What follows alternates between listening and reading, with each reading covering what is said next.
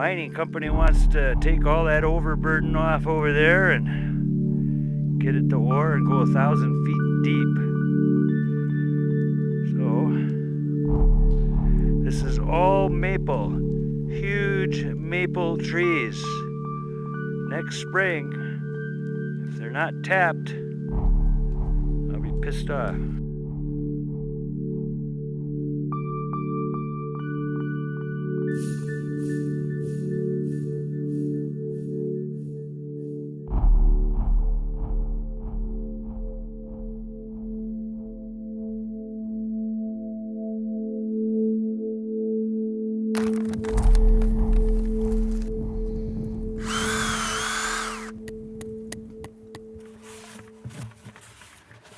The fact of the matter is there is no mine, the Bad River's safe, life is good, and every day we're sending a message into the future that you don't have to explode your headwaters of the watershed you live in to be happy.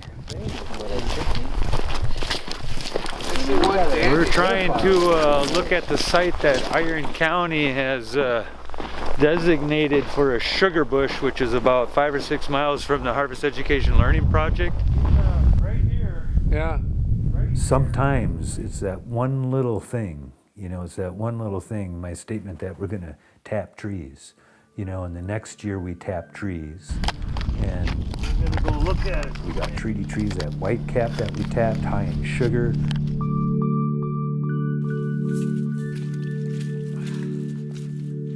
When I think about what my grandmother did in the 1860s and what the Chippewa Indians at Ontonagon, taking something like 240,000 pounds of sugar out of the Ontonagon, Pinocchio Range region in the 1860s and selling it to East Coast business people, and that the value of what they took out today is worth $5.4 million. It said to us, we can do it again. ZC Backwood, what? What's that mean? Sweet stuff. Keweenaw Bay produced 243,000 pounds of maple sugar in 1 year.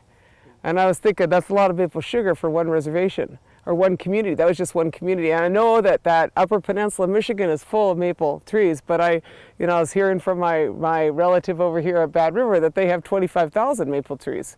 And it has said that White Earth has we could produce 3 times more than is presently produced by the state of Minnesota. I mean, look, it's just brush. When you think about it, it's just brush. There's a lot of alder swamp, and all of a sudden you're proactively making this unbelievable product, beautiful food. The state boundaries mean nothing to me, frankly. But I look at it as this Anishinaabe King, this whole territory, as a territory that has a tremendous wealth in it, and that our people used to be in the woods. And that's how we lived, and that was the first harvest. When they went out there in the woods, and that was a time when your family went out there, and you kind of, that time between Biboon and Siguan, when it's just kind of going back and forth like those old stories, and you're out there. But in that time is when they have that it's starting to thaw, and it's starting to come up, and that's a magic time, and that's your first, your medicine. The limitations of my earliest recollection are to eating sugar cake, and obviously no, and but my grandma Egg, my great grandmother, would she had these big tall brown cupboards, and she'd always have sugar cake laid out on napkins there. I kind of got acquainted to that as a really nice treat that was always coming from a place of love and caring there. My grandma would always take care of us like that. So we are at 218 now. 218, 218.2, 218.3, 218.5. We're headed to 219. Yeah, all right. And what we're going to do is drill maple trees rather than core samples.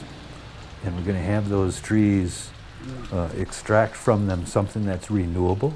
And it's the exact opposite of building this filthy, dirty, potentially environmentally damaging open pit for a rich guy in Florida. What we're going to do is sustain our local communities.